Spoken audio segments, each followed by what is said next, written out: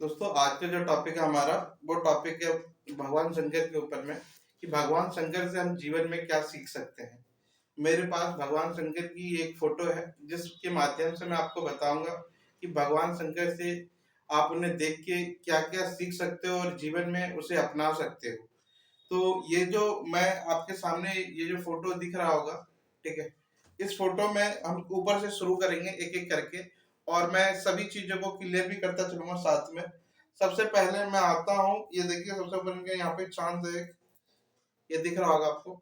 और ये जो चांद है ये इंडिकेट क्या करता है हमें, चांद का जो रियल मीनिंग होता है, चांद क्या होता है, ठंडा है। ठंडा यानी कि इसको अमृत के रूप में भी जाना जाता है। और साथ में चांद हमसे बहुत दूर भी है।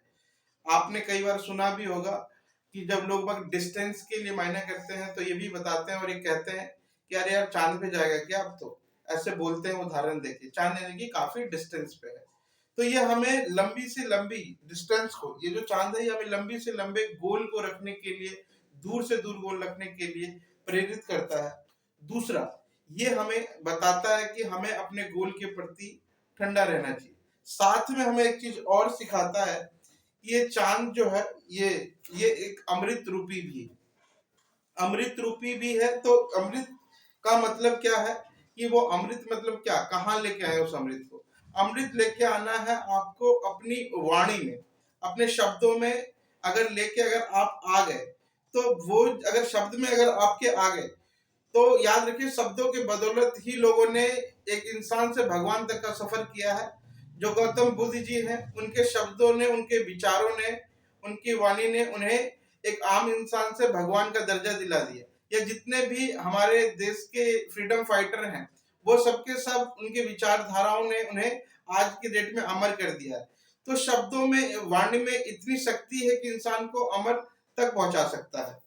दूसरा हम लेंगे, अगर यहाँ पे देखेंगे इनकी जटा में जो है, यहाँ से गंगा यानी कि पानी बह रही है। हम यहाँ पे से क्या सीख सकते हैं पानी से। पानी का देखिए अपना कोई आकार नहीं होता है। जब पानी का कोई आकार नहीं होता है, क्योंकि पानी को जिस भी चीज में डालेंगे आप, पानी उसी आकार में परिवर्तन हो जाता है। सपोज कीजिए कि पानी को आपने गिलास में डाला तो गिलास का आकार लेगा, बाल्टी में डाला तो बाल्टी का आकार ले लेता है। तो वो बहुत ही फ्लेक्सिबल है। तो हमें पानी से सीखने को मिलता है फ्लेक्सिबिलिटी। हम जिस भी सिचुएशन में जाते हैं, जिस भी माहौल में जाते हैं, उस माहौल में हमें रंगना चाहिए, ढलना चाहिए, ठीक है। सिचुएशन के हिसाब से हमें रिएक्ट करना चाहिए। तो ये हमें सिखाता फ्लेक्सिबिलिटी लाइफ में कैसी होनी है, हम इनसे सीख सकते हैं।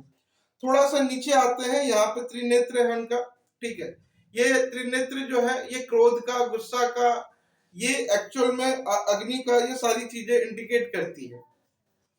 अब इससे हम सीख क्या सकते हैं, हम अधिकतर जो क्रोध है, अधिकतर जो गुस्सा है, हम इसका इस्तेमाल अक्सर गलत जगहों पे करते हैं। बल्कि ये क्रोध हमें करना कहाँ पे है, हमें ऐसी चीजों पे क्रोध करना है जो हमारे अंदर कमियां।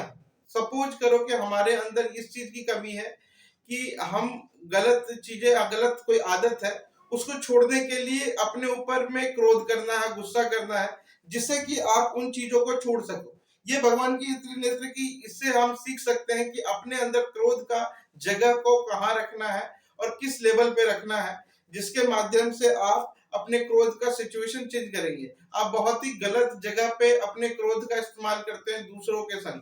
तो आज आपको सिर्फ अपने अंदर जो नेगेटिविटी है, जो आपके अंदर हमेशा गलत प्रवाह में चल रहा होता है, वहां पे आपको अपने इस्तेमाल करना है क्रोध को, उसे रोकने के लिए। तो अपने गुस्सा का इस्तेमाल जो है सिर्फ जगह चेंज कर देना है और कुछ नहीं है। क्रोध इंसान के अंदर होना चाहिए, बट उसका इस्तेमाल आपको पता हो कि उसका इस्तेमाल क्रोध का कहाँ करना है, ठीक है। अगर हम थोड़ा सा नीचे आते हैं और देखेंगे यहाँ पे की गर्दन में, यहाँ पे विष है इनका, विष यानी कि जहर। अब हम अपने विष और अपने जहर कहाँ कहाँ निकालते हैं, मैं वीडियो के माध्यम अगर बताने लगूं तो शायद ये वीडियो छोटी हो जाएगी, क्योंकि हमारे अंदर में करोड़ों जहर भरी रहती है। हम बहुत लोगों से गुस्सा रहते हैं और हम निकालते हैं। मैंने यहाँ तक कि नोटिस किया है, लोगों की वीडियो देखते हैं, वहां पे भी जाके कमेंट सेक्शन में जहर उगलते हैं।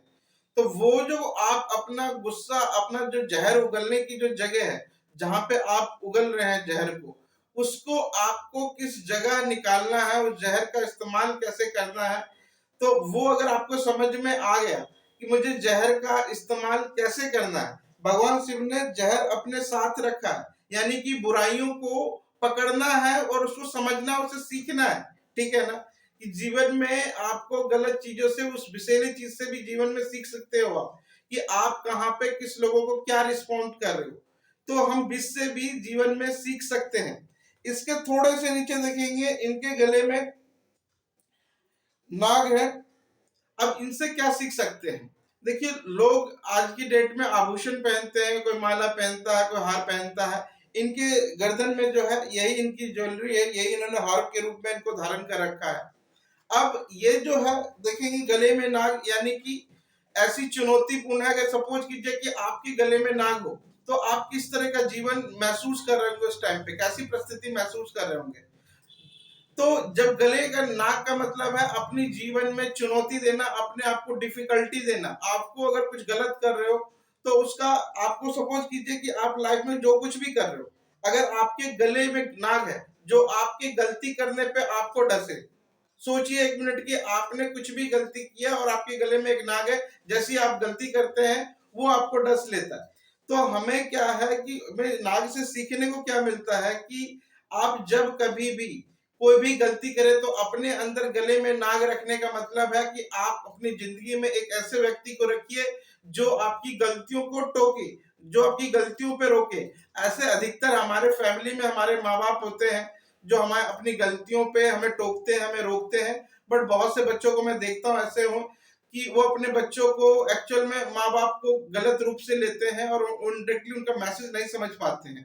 तो यहाँ पे हमें सिर्फ इतना सीखना है कि हमें अपनी चुनौती को हमेशा, अपनी तकलीफ को, अपने दर्द को अपने साथ लेके चलना चाहिए। ये हमें इस सांप से सीखने को मिलता है, इस नाग देवता से हमें सीखने को मिलता है जो उन्होंने धारण कर रखा है। आखिरी में जो चीज है वो है, देखिए इनका त्रिशूल। हर एक भगवान का हम अगर देखें गौर से डीपली तो उनका एक शस्त्र होता है। अगर भगवान श्री कृष्ण के पास जाएंगे तो उनका एक सुदर्शन है जो उनके पास हमेशा रहता है। हनुमान जी के पास जाएंगे तो हनुमान जी का एक गदा होता है जो हमेशा उनके साथ होता है। राम जी के पास धनुष है। तो इस तरह से जितने भी भगवान है, आप देखोगे उनके पास एक ना एक उनका शस्त्र जरूर होता है। तो इनके पास भी एक शस्त्र है और जीवन में एक शस्त्र होना बहुत ही अति आवश्यक है जीवन में। और उस शस्त्र के आप महारथी भी होने चाहिए। भगवान त्रिशूल, अगर भगवान शिव ने त्रिशूल चला दिया तो इसका मतलब कि वो फिर आदमी खत्म है। तो इससे जीवन में मिलता है कि आपके जीवन में भी कोई ना कोई शस्त्र ऐसा होना चाहिए कि जिसकी बदौलत आप दुनिया में, आपको पहचान, आपकी आइडेंटिटी बिल्ड हो जाए। जैसे भगवान को सुदर्शन से उनकी पहचान है कि उनका जो हथियार है वो सुदर्शन है। अर्जुन की पहचान थी कि उनके पास भी धनुष था। तो हर एक इंसान ने अपने शस्त्र को मजबूत किया है। आज के कलयुग भाषा में अगर मैं कहूं तो आप कोई सी भी इस चीज को, पहचान को बिल्ड कर सकते हैं। सपोज कीजिए कि आप पढ़ रहे हैं और आपके पास कोई सब्जेक्ट है, उसमें आप मास्टर हो सकते हैं। आप उसमें अपनी पहचान बिल्ड कर सकते हो। किसी करियर फील्ड में XYZ कोई करियर की किसी चीज की तैयारी कर रहे हो तो उस तैयारी के बेस में भी आप अपने आप को पहचान बिल्ड कर सकते हो। आज की डेट में वही आपका शस्त्र है। तो हमें ये जो चीजें मैंने आपको बताई है, इन चीजों से मैंने अपने बेस पे जितना रिसर्च कर पाया था, मैं उस बेस पे सारे के सारे आंसर मैंने बेस किया है। अगर इनमें से, इसके अलावा इनसे अगर और भी कोई चीजें हैं जो आपको लगती है कि जो मेरे से छूट गया, वो कमेंट सेक्शन में मुझे बताएं और लोगों को भी इंस्पायर करें। वीडियो देखने के लिए बहुत बहुत धन्यवाद।